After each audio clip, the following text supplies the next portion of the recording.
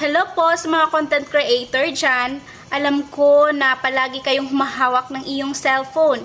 So, sa ngayon, gusto ko ipaabot sa inyo na pangalagaan natin ang ating mata. So, ngayon, alam ko sa inyo kung paano mag-turn on ng ating Facebook into dark mode. So, kailangan talaga pangalagaan natin ang ating mata upang hindi kayo madaling mabulag tulad ko.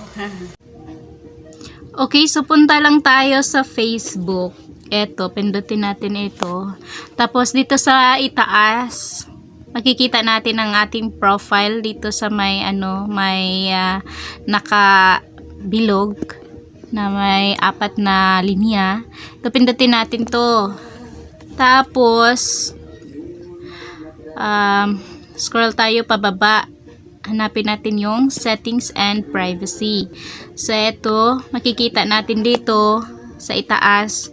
Basahin natin settings, privacy sentry, your time on Facebook, device request, recent and activity, orders and payments, dark mode, language. So, dito tayo sa dark mode. Ito, pindutin natin to. Magiging itim na yung natin. So, dito lang yun makikita sa Facebook. So, ayan na guys. Tingnan natin. Okay. Makikita natin na ang background natin ay itim. Ayan. Sample lang po. Ito guys. So, for example, balik tayo. Kapag ito turn off natin ang dark mode. Tingnan natin to ulit mamaya.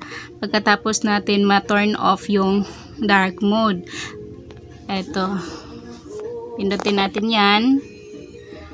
Tapos, sa settings tayo. Dito na tayo sa settings and privacy. Ito na nga. Ito tayo sa baba.